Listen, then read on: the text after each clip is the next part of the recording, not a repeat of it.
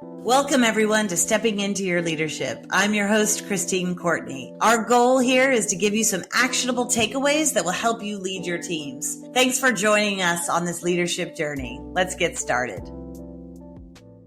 Welcome, everyone. Super excited today. It's a big day here in Stepping Into Your Leadership because we have not one guest, but two guests in the house today. Tom Armstrong and Yindy Beckim here with us. Tom and I have been working together about 15 years. He's been with us at the leadership program, and Yindy's been here about 18 years, and she's really holding on to those 3 years of seniority. Absolutely. Too, over Tom. Yeah. And these guys, comparatively, they're here less than the previous guests we've had. So you're like the youngins. No, not that much anymore. I know. But anyway, you're very young, Yindy. Just Yindy? I started in the company when I was 15. Okay.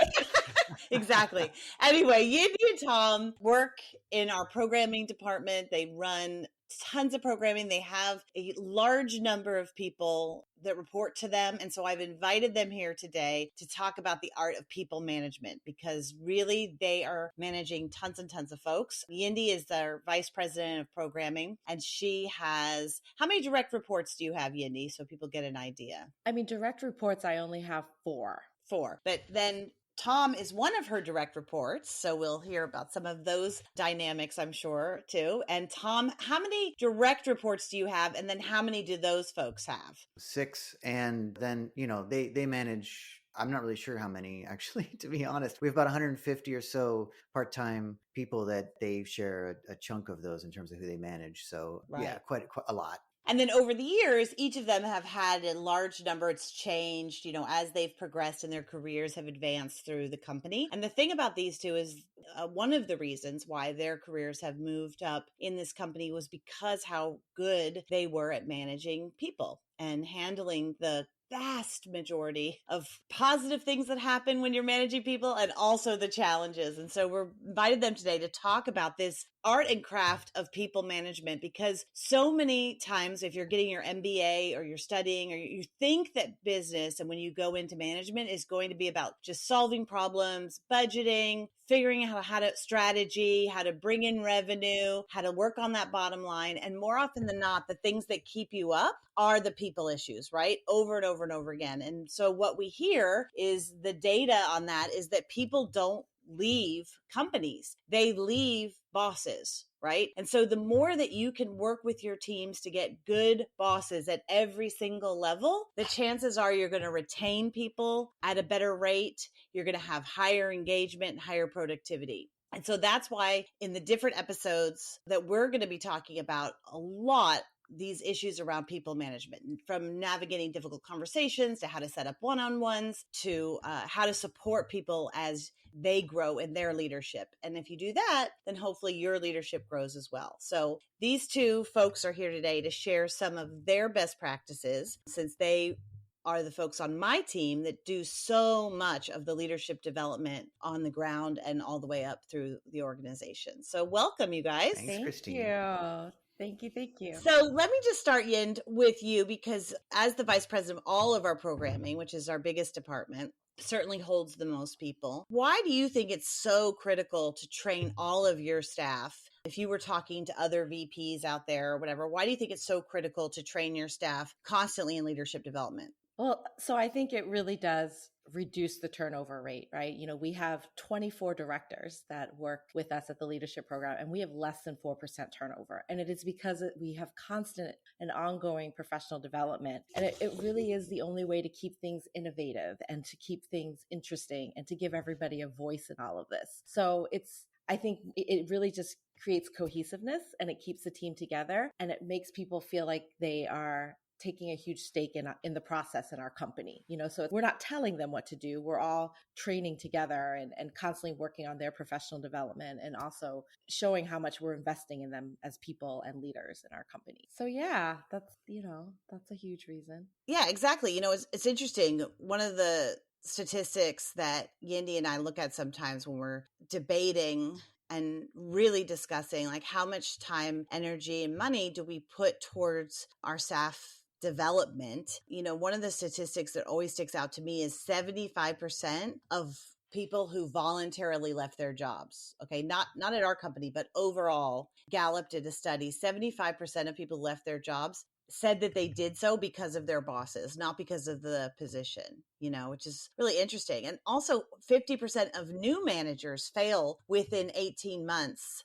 It's crazy, right? It's almost a recipe for disaster if you're not constantly looking at how do we develop people, how do we move people up? Because we have this thing, and I always get nervous because both Yindy and Tom, when they both have worked at this company for a long time and not always in management positions, right? They came in and were on the ground doing the work, and we said, oh, they're great. And we noted a few things. One, they were very good at their jobs, but two, that we could tell that they had some leadership potential. They had some administrative abilities, right? Not all those folks do, but we looked at it and we said, well, if we take them out of what they're good at, are our clients going to be upset because they're not with the client every day? Do we lose something? And so there's always a little bit of a push and pull, because the short-term part of us wants to keep the client happy and keep that person who's doing a really good job on the ground in the weeds, so to speak, there doing the good work so we can get the return business. But the bigger part of us knows that if I don't give Tom and Yindy an opportunity to grow and move them out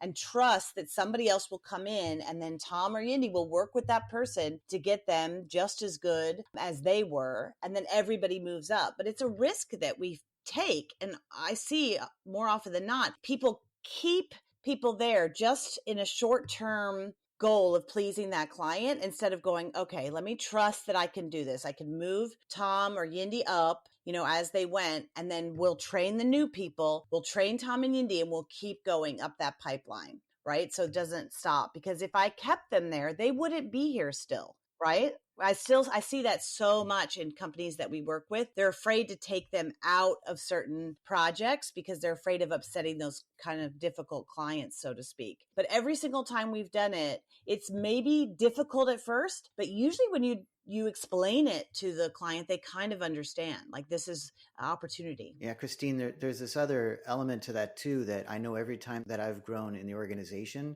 I'm leaving a position that I feel like I'm effective at, and I understand, I know how to do this. And then I might change position, grow, become a manager, have different like budgetary things. And I make all my mistakes in the first 2 or 3. I make a ton, like the big mistakes in the first 2 or 3 years when I'm saying something like I'm just dealing with a situation poorly. I learn from that and I get better. Like, it's the greatest discomfort. So I'm going from being pretty good at what I'm doing and feeling good about what I do to, especially that first year when I was managing folks, it was rough. Yeah. I mean, I was like, why are people responding to me this way? And I realized later it was because of the way I was managing. I was making a lot of mistakes. Yeah. Yeah, absolutely. And sometimes we're not patient with people during that part of the J curve of change, right? When they have to go, well, it has to get worse before it gets a little bit better. Even with ourselves, Tom, I really appreciate hearing you say that, because I remember moving into a position here at our company where I had to move into the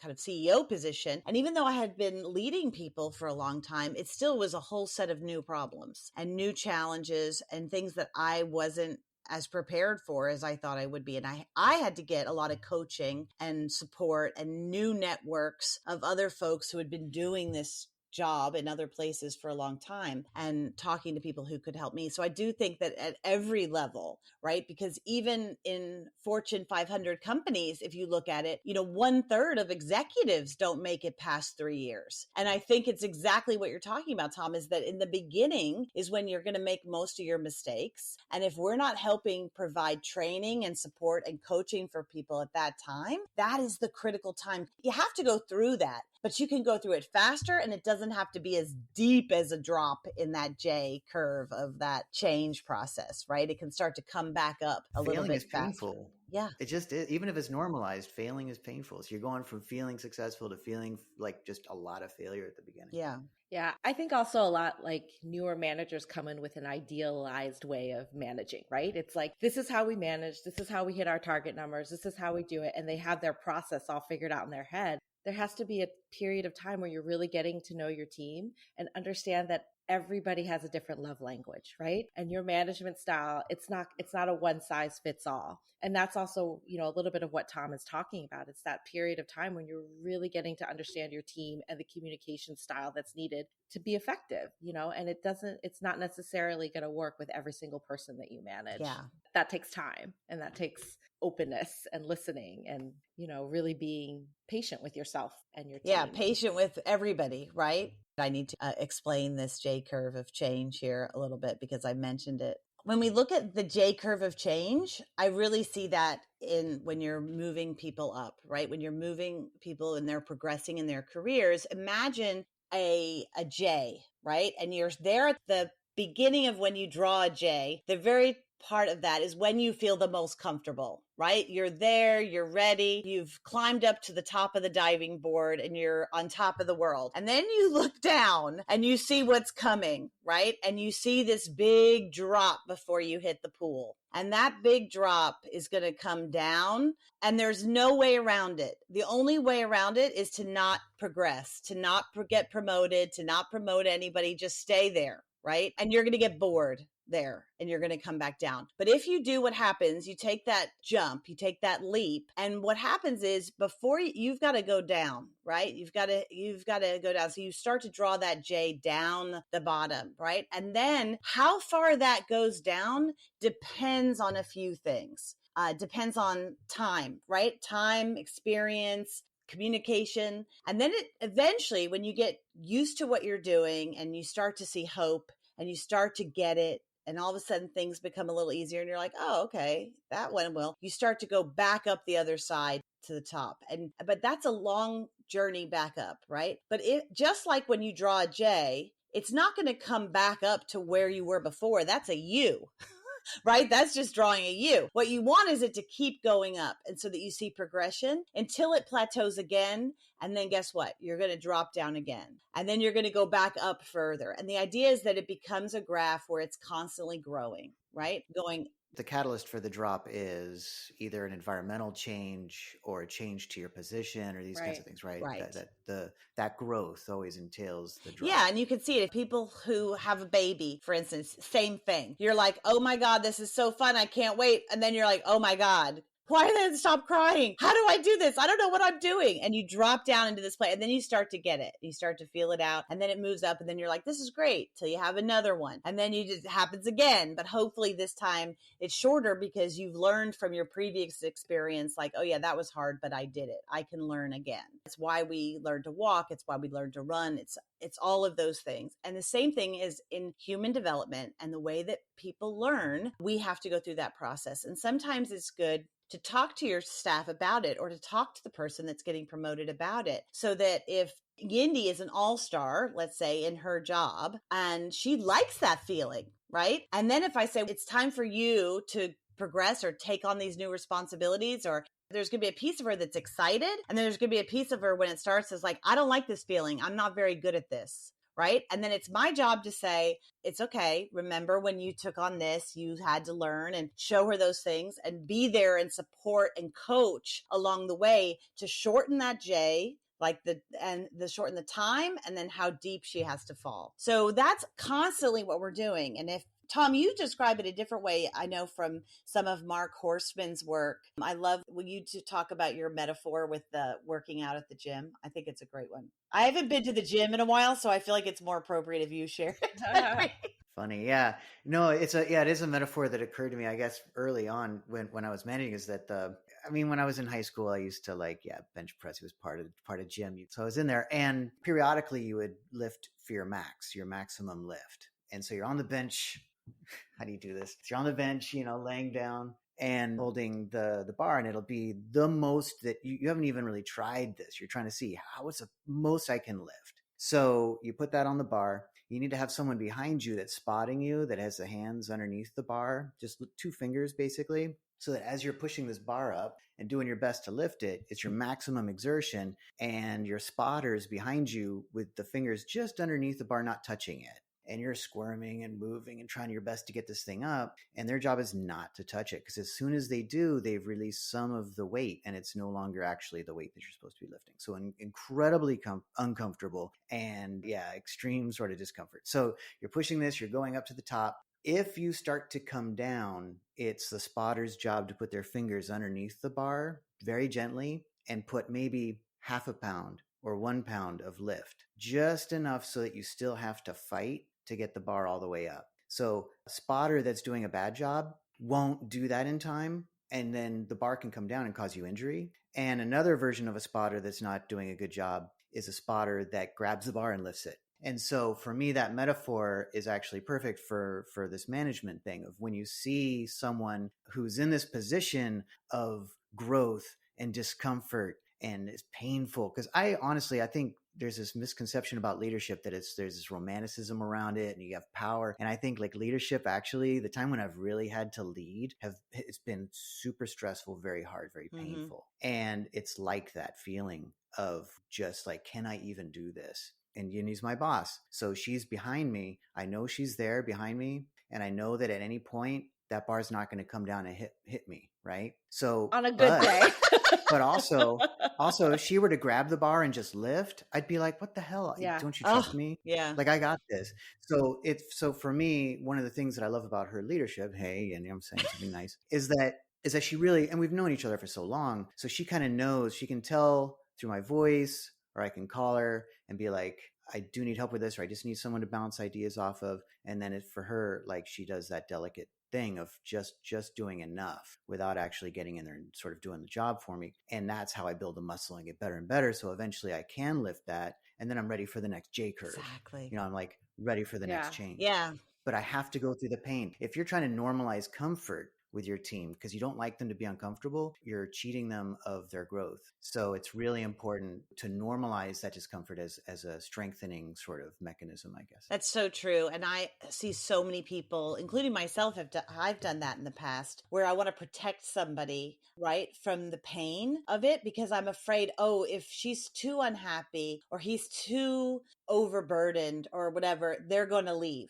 When in fact, more people leave because they're bored and not challenged than giving them responsibility and just kind of gently holding that bar when necessary, right? But the key is, and the art of it is watching people to know when they need you there and when not, especially if you're doing it with a whole bunch of people. If you want to know more about that or the J curve of change, we're going to put a chart on the website, tlpnyc.com/podcast, so you can check it out. So with that in mind, how do you do what Tom's talking about when you have so many people to worry about that maybe are all in the gym at once lifting a bar? How do you do that, guys? Yeah, really carefully and delicately. No, I think it really goes back to it's having the tough conversations in real time. It's never avoiding the tough conversation. Like if something is not going right or you're getting feedback, I think sometimes our immediate reaction is going back to that. We want to keep them safe, right? We want to make sure that we're protecting them. But I think you got to have those tough conversations because it's the only way to move past it, and to make sure that we're getting better at what we're doing, and they're growing and they're feeling the challenges that are being thrown at them left and right. Because so many times my instinct has been like, maybe this is a one-off thing. Do I really need to have this conversation? This is probably not going to happen again, but it usually always happens again. I think you have to, go in and have those conversations, and it's going to feel really not good, but the outcome is so much stronger and they continue to grow for it. So I think that's something that Tom and I have really honed in on, because so many times we're like, paper, rock, scissors, who wants to have this conversation? But it's having them in real time and really tackling them as they happen. Okay, so that's a really good note, because I think what you described, Yindy, we've all done. We've just said, it's just one off. I'm going to give them the benefit of the doubt, right? Absolutely. And what you're really doing is making a silent pact to not let them grow, not give them any support, any training. You're not coming in there to hold that bar, because holding that bar, like you said, putting those 2 fingers for that half pound or 1 pound isn't always fun. Like, right? It's not like I get to go in there and have this idea of being a coach on the sidelines and that my whole life is the inspirational talk that's going to bring them, to beat Russia in the finals. I don't think I ever gave an inspirational Well, you talk. haven't. No. Yeah, so now I'm going to take a I'm note, kidding. something to work on. Work on your inspirational talk, Tom. But most of the time it's kind of like work. It's hard, it's a difficult conversation, it's uncomfortable, and so we avoid discomfort, right? Absolutely. Yeah, we do. And one of the things I will say about both of you is that you hit the nail on the head, Yindy. Like, you guys are good at going in quick and trying to get out quick. And usually, my mom said when I was first starting and I had to have really difficult conversations with people where it was those conversations where you'd been to the end of kind of performance improvement and you may have to, if they don't make change, you'll have to let them go. And I was absolutely nervous. And my mother, who had managed people for years and years at a big company, she gave me some good advice. She says, okay, Christine, you're going to go in there and you're going to get out in 17 minutes. She said, if you're still talking after that, that is beyond punishment to them. Like, get in there quick and get out. And if they want to come back to you and talk later, leave an opening for that. Don't think you have to cover everything in that one conversation. But that really helped me because I had to prepare for that conversation differently. And this is the kind of stuff that nobody's really teaches you. No. And even if they do, you weren't listening because it wasn't like top of mind for you to have. You thought, oh yeah, that makes sense. I can do that. But when it's really staring you in the face, it's a different story. Christine, I think also I want to touch on something that, Yindy at the very beginning of this conversation was talking about professional development and ongoing professional development. And one way that could look is that you're doing, workshops that are scheduled with your staff. That's a type of professional development. But I feel like I'll speak for myself. The best professional development I receive and is the ongoing thing that's not necessarily scheduled. Yeah. Or it is scheduled in terms of my one-on-ones with Yindy. So I get, that's like a weekly place where I do get professional development that, we never know exactly how it's, but I come to her with situations. She helps me, with ideas for how to manage them. But it's been when I've been really stress tested in the moment and come to her. Also, Christine, you've given me great advice and you're like some directive on how to manage it. And then I go and apply it in real time. Also, I think specifically the kind of professional development that we do the most, as opposed to calling everybody in and then we're going to have like a workshop, which we do every 6 weeks at Popcorn. But this other Tom, thing, that's our business. Do not try to tell people not to do it. Oh my God. What? Not to do what? Kidding? No, so I'm not saying don't do the professional development workshops. I'm saying, you have to, but it's not necessarily that we're. It's a combo. It really is a combo. And I really think I can confidently say that if you surveyed our team, they would say that one of the strengths that we have overall as a department is the support that they receive, because there's nothing worse than feeling like you're out there by yourself. And if I can give any advice, always have that one-on-one. Just always have it. Don't let that be the first thing that falls to the wayside, because you learn so much in that very short period of time. To really just back up what Tom said, there's so much coaching and professional development that happens. It really is how they continue to grow. And it's such an important aspect to managing that I think sometimes is the first thing that gets overlooked when things get busy and we have deadlines to meet and there's 800 fires. It's like, we'll just do that one-on-one later. No, always have the one-on-one. Scheduled weekly, right? Yes, now, let me ask you, I'm putting you guys on the spot because, one of the kind of best practices out there is to have a weekly one-on-one with all of your direct reports. And this is the part in the episode where people, push pause or turn it off because they're like, no way, I can't do it. I'm too busy. And you two are examples of people who are super busy, but I know that you're dedicated to that one-on-one. How long do you generally keep that one-on-one for each direct report? And do you find that it saves you time in the end, or that it's a good return on investment? Like, what is your experience with that? Because that is the thing that I have the hardest time talking executives and senior management into doing, because they're worried about adding to their plate. But then generally I find once they do it, unless they're just telling me this, it starts to change things for them.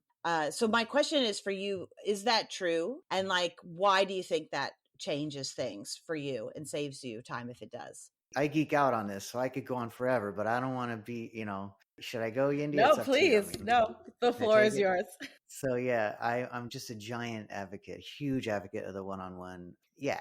who has time for that? 30 minutes per direct report. And it always starts with them. It's a lot of it's the counterintuitive as a manager. You think you need to go first. Yeah. But having a one-on-one scheduled, they know that they have the time coming up to talk to you. I know I have the time. Like if it's, let's just say Tuesday and let's say John, and I have a one-on-one on Thursdays, and I have something that's important but not urgent. I know I'll put it in my tasks. Okay, to talk about that in my one-on-one. He's doing the same thing with me. So we can contact each other at any point with something truly urgent. But if we're only reaching out with the urgent stuff and leaving the important, not urgent stuff for the one-on-ones, it really reduces the amount of interruptions we're giving each other throughout the week, and multiply that by all of the direct reports. And you have it's like basically a cleaner schedule, like because you're having fewer interruptions in your day.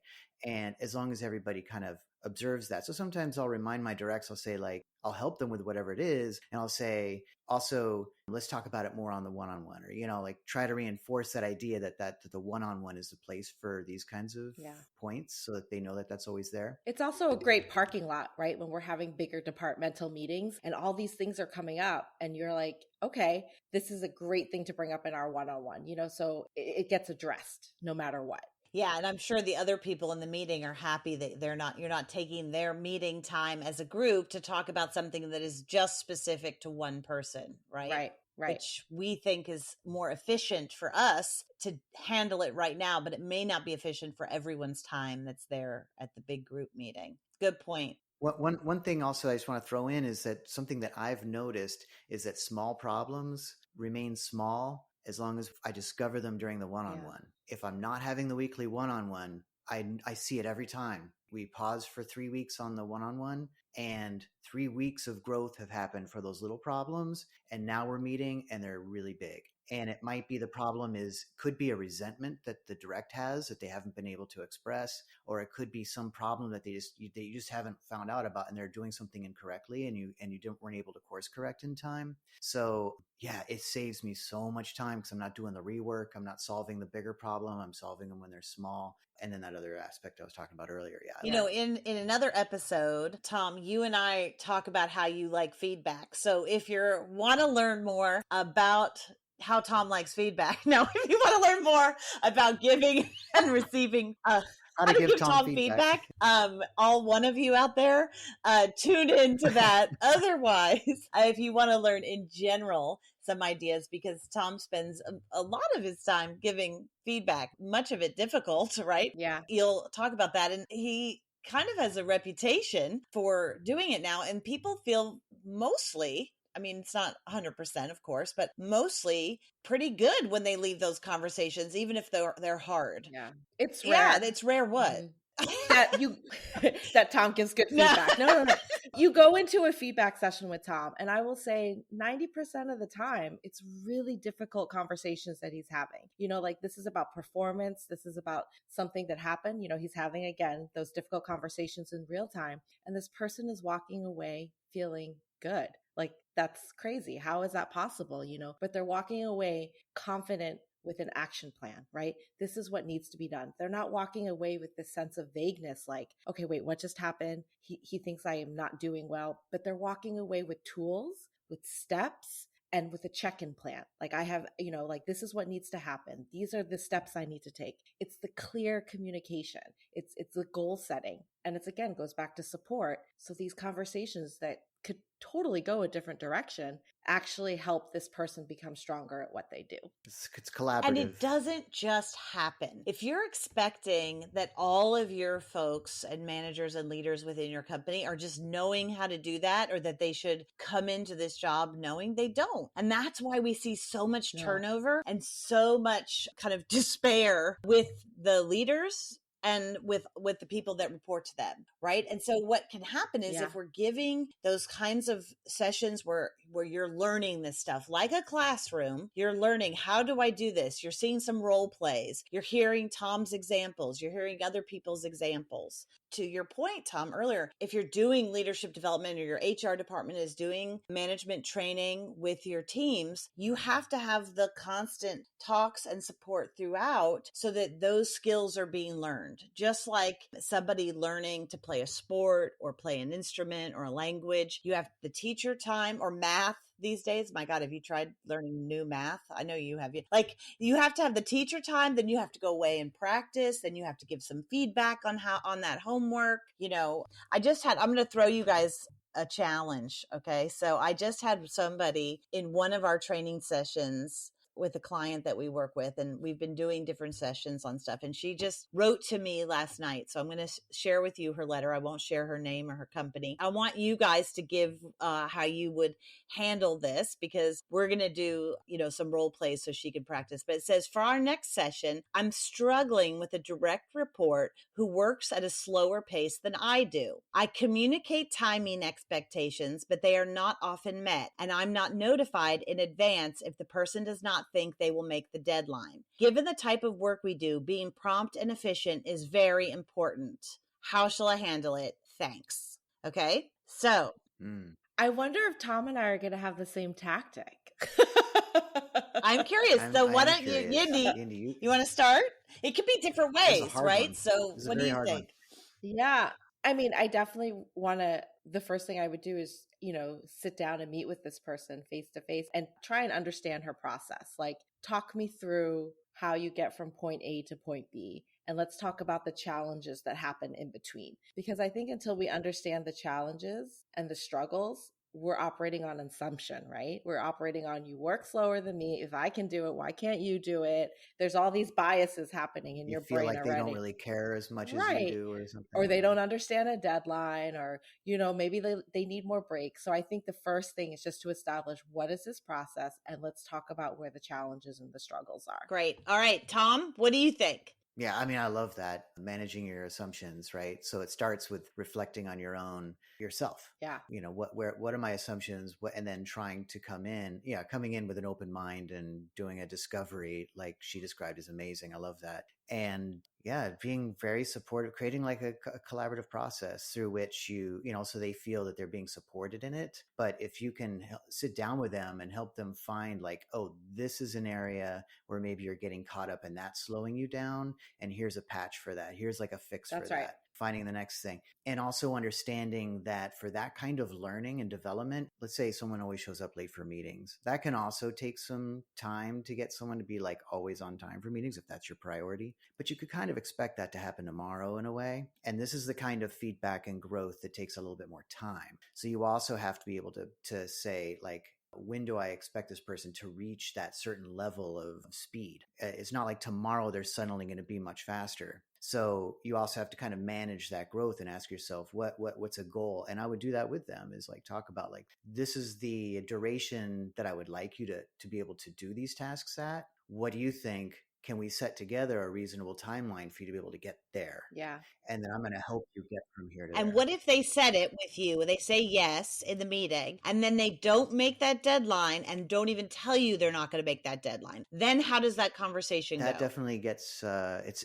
is a trigger for me as well. If someone's not telling me that they're missing a deadline, so I the only thing I can think of for that is like, I'll set up regular status reports. And sometimes I might need to be the one going in and saying, hey, can I get your status on this particular thing if they're not giving it to me? That can be annoying. Because trust is broken, right? As soon as they don't meet that deadline, you don't trust them anymore. And they kind of need to know that. Yeah. So I think that's when you really also take it to the next level, right? So we figured out the process. These are where our struggles are having. These are our expectations. That's not working. You have to move into some sort of action plan. We do PIPs in circumstances like this, where it's like, okay. You better describe what a PIP is, just in case somebody out there. A PIP is a performance improvement plan. And it's essentially, it clearly states these things, these items need to be done on this date. If they are not done, then it is documented. So it's just something that's a little more concrete and a little more, you have to take more ownership, because now we're talking, if this, and this isn't met on this date, then you failed that performance improvement plan. And then there's next steps, like maybe this isn't the best spot for you, or we need to, and we have done that in this company. Christine and Tom can both definitely. Not for not giving us it depends on the severity of the thing, but yeah. No, but also it's like, this just isn't the right spot for you. So, as a manager, I'm like, all right, but what is a good spot for you? Like just because you're not succeeding in this one project, it doesn't mean that you can't be successful somewhere else. But I do think at a certain point, a performance improvement plan has to be introduced. Otherwise, this miscommunication is just going to continue over and over again. I think one of the secrets behind the performance improvement plan, the PIP, is that the manager also has to have the self-discipline, because it is important to do that. You have to believe in the person's capacity to achieve the thing. And it has to be set up in a way that supports them and gets them like that it is something that's achievable within reason, and that you absolutely believe in it, and you're not doing it as a way to phase someone out of a thing. Like, it's not like, well, I have to do a PIP now in order to phase them out. That's the wrong approach. Right. A PIP is actually for performance improvement, and it actually generally, most of the time, it does lead to improvement. It's just when it's written out and someone's looking at it in front of them and the conversation, they're kind of signing the document,